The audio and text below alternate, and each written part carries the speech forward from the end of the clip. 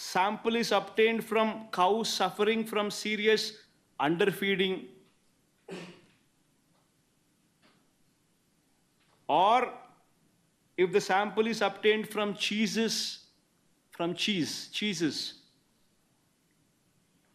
or if the sample is extracted by using the Gerber, Weibull, Berntrop, or Schmidt, Bonsky, Rasgal methods. అంటే ఇవి exceptions కూడా ఉంటాయి అని కూడా చెప్తా ఉండరు. నేను చెప్పేది ఒకటే చెప్తా ఉన్నా, ఏదైనా కానీ ఒక రోబస్ట్ ప్రక్రియ టీటీడీలో ఉంది అని చెప్పడానికి సంతోషపడాలి, గర్వపడాలి. టీటీడీ అన్న దేవాలయం అన్నది, టీటీడీలో తయారయ్యే లడ్డు అన్నది, స్వామివారికి దగ్గర తయారయ్యే ఈ కార్యక్రమం అనేది ప్రసిద్ధి కాంచిన గొప్ప పరిణామం అని చెప్పాలి. టీటీడీలో ప్రాక్టీస్ చేస్తూ ఉన్న ప్రాక్టీసెస్ ఎంత గొప్పవి అని చెప్పి ఇంకా మనం పొగుడుకోవాలి. కానీ మనమేం చేస్తూ ఉన్నాము, ఒక రోబస్ట్ ప్రక్రియ ఉంటే ప్రతి వెహికల్ను సప్లై చేసే ప్రతి వెహికల్ వాళ్ళ సర్టిఫికేట్ తీసుకొని రావడమే కాకుండా టీటీడీ ఆ ప్రతి వెహికల్లో నుంచి 3 శాంపుల్స్ తీసి ఆ శాంపుల్స్ పాస్ అవుతేనే నీకు లోపలికి పోయేదానికి పర్మిషన్ ఇస్తూ టీటీడీలో లడ్లు తయారు చేయడానికి ఉపయోగపెట్టే పరిస్థితి ఉంది అని చెప్పి తెలిసినప్పుడు, ఇంత గొప్ప ప్రాక్టీస్ ఉన్నప్పుడు, ఇంత గొప్ప పరిస్థితి ఉన్నప్పుడు క్రెడిట్ తీసుకోవాల్సింది పోయి మనం ఏం చేస్తూ ఉన్నాము, అబద్ధానికి రెక్కలు కడతా ఉన్నాం. రెక్కలు కడుతూ ఇవన్నీ శాంపుల్స్ ఇవన్నీ టెస్టుల్లో ఫెయిల్ అయినా కూడా వాడేసినారు, లడ్ల కింద తయారీ చేసేసినారు, ప్రజలకై భక్తులకై పంచిపెట్టినారు, భక్తులు అలాంటి లడ్లు తిన్నారు అనే ఒక ముఖ్యమంత్రి స్థానంలో ఉన్న వ్యక్తి టీటీడీ వెంకటేశ్వర స్వామి గుడిని అపవిత్రత పాలు చేస్తూ అక్కడ తయారు చేసే ప్రక్రియను అభాస్పాలు చేస్తూ మన గుడిని, మన వెంకటేశ్వర స్వామిని మనం తగ్గించుకుంటున్నాం.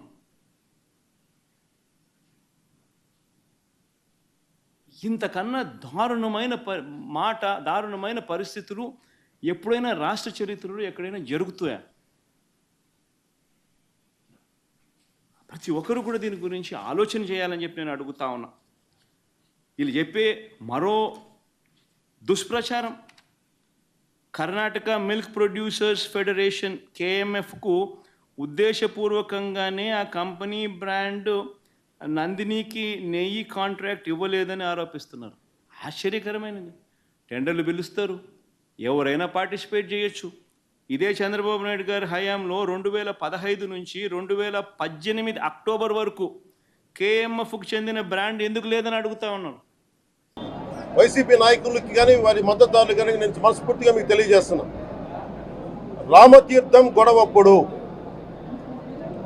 219 గుడుల్ని మీరు అపవిత్రం చేసినప్పుడు మీ పాలనలో ఒక సగటు హిందువుగా నేను గొంతెత్తి పోరాటం చేయాలి అంటే రోడ్ల మీదకి ఆ రోజే వచ్చామని గుర్తుపెట్టుకోండి.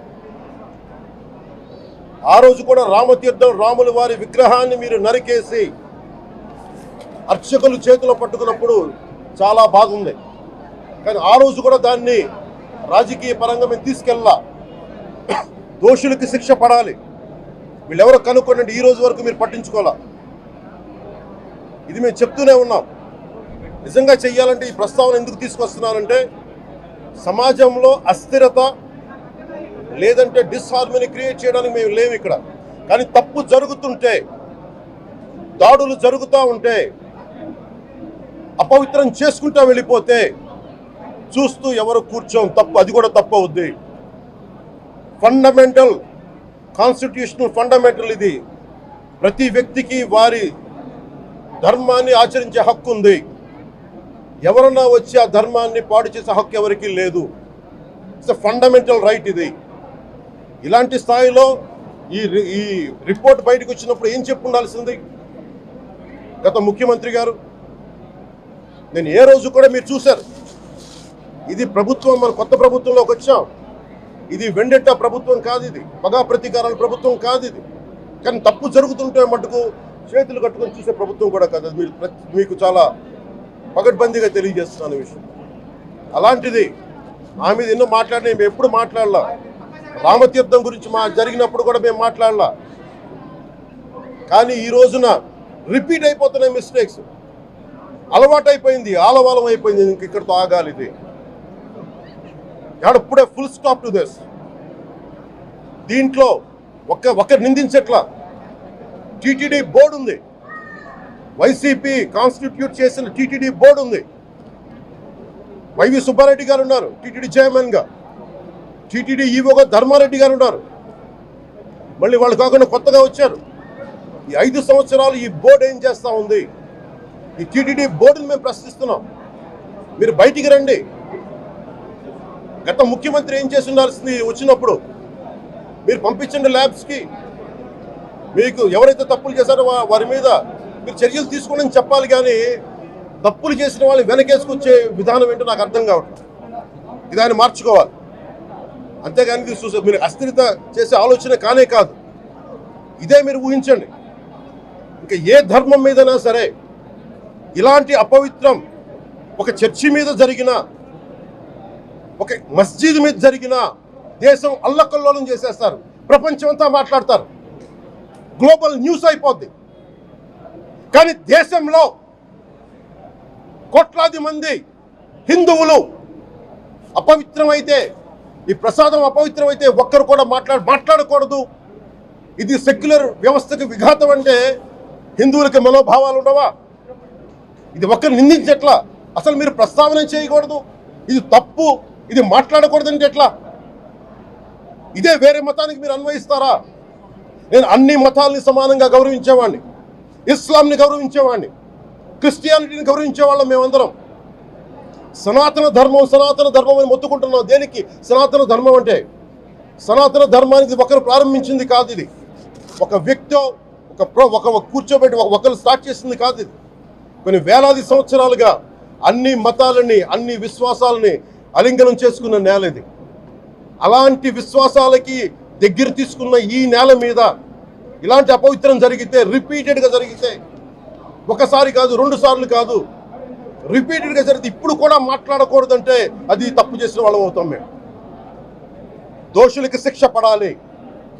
ఫుడ్ అడల్టరేషన్ ఇది మేము కాదంటలా. టీటీడీ బోర్డు అప్పుడు టీటీడీ బోర్డు బాధ్యత తీసుకోవాలి. పొలిటికల్గా వచ్చి అలంకారప్రాయంగా ఒక్కొక్కళ్ళు వచ్చేసి దర్శనాలకి టికెట్లు ఇవ్వడానికి మీరు బోర్డు మెంబర్స్ అవ్వలేదు. మీరు ఎవరు చైర్మన్ కానీ ఈవో కానీ. మీరు అక్కడ ధర్మాన్ని పరిరక్షించాలి. మీరు అక్కడ మీ ఇష్టాలకి మీరు కూర్చోబెట్టి మీ ఇష్టాలకి కాంట్రాక్ట్లు ఇచ్చుకోవడానికి మీరు టీటీడీ బోర్డుకి మీరు వెళ్ళలేదు. మీరందరూ, మీ అందరికీ బాధ్యత ఉంది. మీరు నిర్ణయించుకోవాలి. ఎవరికి కోపాలు రావు, ఎవరికి వేదన రాదు, ఎవరికి బాధలు రావుంటే కుదరదు. వస్తాయి బాధలు, వేదన ఉంది, మాట్లాడతాం. మర్చిపోకండి ఎవరు. గత ముఖ్యమంత్రి గారు కూడా నేను చేస్తా ఉన్నాను, జగన్మోహన్ రెడ్డి గారికి కూడా. ఇదే చర్చికి జరిగితే మీరు ఊరుకుంటారా? ఒక మసీదుకి జరిగితే ఊరుకుంటారా? ఒక తిరుమలకి జరిగినప్పుడు ఎందుకు వెనకేసుకొస్తారు? రాకండి. ఏ మతం మీద దాడి జరిగినా సంపూర్ణంగా నాతో సహా మేము ఖండిస్తాం, బయటకు వస్తాం. ఇస్లాం మీద దాడి జరిగితే మేము మాట్లాడతాం, క్రిస్టియానిటీ మీద దాడి జరిగితే మేము మాట్లాడతాం, హిందూ ధర్మం మీద, సనాతన ధర్మం మీద దాడి జరిగితే కూడా నేను మాట్లాడతాను. ఇది మొదటిసారి కాదు, మేమందరం మాట్లాడతాం. ఇది ప్రాథమిక హక్కు. ఇది పరస్పర విశ్వాసాలను గౌరవించుకోవడం చాలా చాలా అవసరం. ఇది అందరికీ తెలియజేస్తున్నాను. ఇది దోషులకి కఠిన శిక్ష పడాలి. అలాగే ముఖ్యమంత్రి గారికి కూడా నేను తెలియజేసుకున్నాను, చంద్రబాబు నాయుడు గారికి కూడా క్యాబినెట్ మీటింగ్ జరగాలి, అసెంబ్లీలో చర్చ జరగాలి. అసలు టీటీడీ ట్రస్ట్లో ఎన్ని అవకతవకలు జరిగినాయి దీని మీద కూలంకషంగా దీని మీద చర్చలు జరగాలి. అలాగే నిన్న అందరూ మీడియా పెద్దలు కూడా అడుగుతూ ఉన్నారు, పత్రికాధిపతులు కూడా అడుగుతూ ఉన్నారు, మీడియా వారు కూడా అడుగుతున్నారు, దీన్ని సిబిఐకి తీసుకెళ్లాలా లేదా అనేది. అది గౌరవ ముఖ్యమంత్రిగా నిర్ణయం తీసుకోమని మీరు ఏ నిర్ణయం తీసుకున్నా క్యాబినెట్ మీ వెనకాల ఉంటుంది, ప్రజలు మీ వెనకే ఉంటారు. ఇది ఇక్కడితో ఆగాలని మనస్ఫూర్తిగా నేను కోరుకుంటున్నాను. అలాగే 40 సంవత్సరాలుగా కర్ణాటకలోని గీ కంపెనీకి ఇస్తూ ఉన్నారు. 15,000 కేజీలు అవసరం అవుతుంది నెయ్యి, మనకి స్వచ్ఛమైన నెయ్యి. అలాంటిది వీళ్ళు 1000 రూపాయలు కొన్నదాన్ని వీళ్ళు 360 రూపాయలకే వస్తుందని చెప్పి ఎవరో మిడిల్ మ్యాన్ వచ్చి చెప్పారు. ఆ మిడిల్ మ్యాన్ ఎవరు?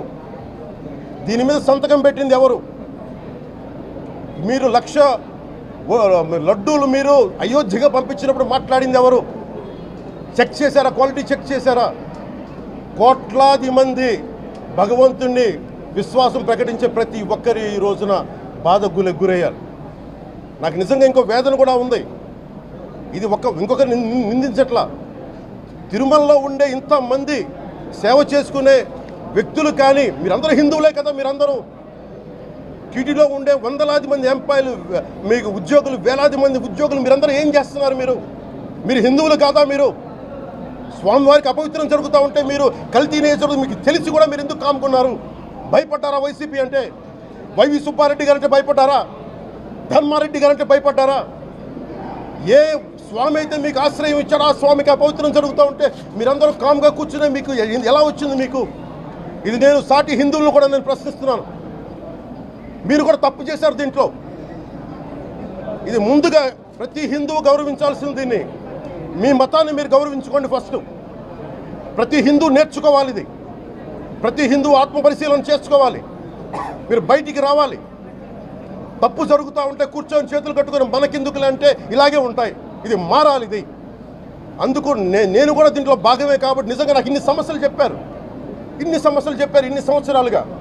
వైసీపీ మీద పోరాటాలు చేస్తున్న రోడ్లు బాగలేదంటే మాట్లాడాం, రైతుకి సమస్యలు వస్తే మాట్లాడాం, గుడులు అపవిత్రం చేస్తుంటే మాట్లాడాం. కానీ ఏ ఒక్కరు కూడా బలంగా కూర్చొని టీటీడీ ఉద్యోగులు ఎవరైనా సరే ఇలా జరుగుతుంది అని తెలిసి కూడా కామ్కున్నారంటే మీరు మహా అపరాధం చేశారు.